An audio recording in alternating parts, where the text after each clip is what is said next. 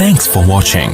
Don't forget to like, comment, share and subscribe to الحمد لله كفى وسلام على عباده الذين اصطفى أما بعد فأعوذ بالله من الشيطان الرجيم بسم الله الرحمن الرحيم يا أيها الذين آمنوا اتقوا الله حق تقاته ولا تموتن إلا وأنتم مسلمون صدق اللہ العظیم۔ قابل احترام بزرگوں اور دوستوں، اسلام کا سب سے بنیادی عقیدہ توحید ہے۔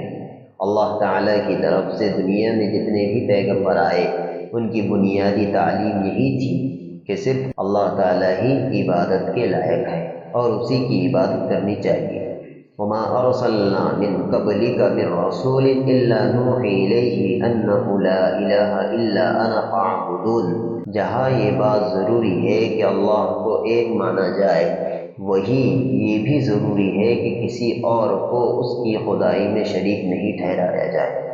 اسی لیے علم کلام کے شارحین نے لکھا ہے کہ کلمہ لا الہ الا اللہ میں نفی اور اثبات دونوں پہلو کی رعایت ضروری ہے کہ اللہ کی ذات معبود ہے اور اللہ کے سوا کوئی اور معبود نہیں۔ اگر قرآن مجید کے الفاظ کے تہ میں جھانک کر دیکھا جائے تو شاید ہی کوئی آیت ہو جس میں صراحتاً یا اشارتاً براہ راست یا بالواسطہ توحید کا ذکر نہ آیا ہو، لیکن کم سے کم 91 آیتیں ایسی ہیں جو صراحتاً اللہ تعالیٰ کی وحدانیت کو بیان کرتی ہے۔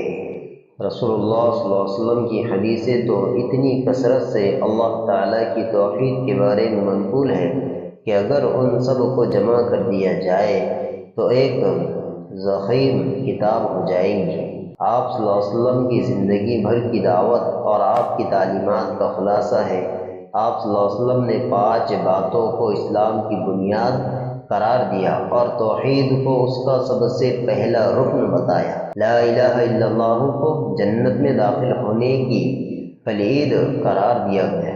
حضرت عثمان غنی رضی اللہ عنہ سے روایت ہے کہ آپ صلی اللہ علیہ وسلم نے فرمایا، جو بھی لا الہ الا اللہ پر یقین رکھتے ہوئے دنیا سے رخصت ہوں گا وہ جنت میں داخل ہوں گا۔ اللہ تعالیٰ تمام کو کامل ایمان نصیب فرمائے۔ وآخر دعوانا الحمد للہ رب العالمین۔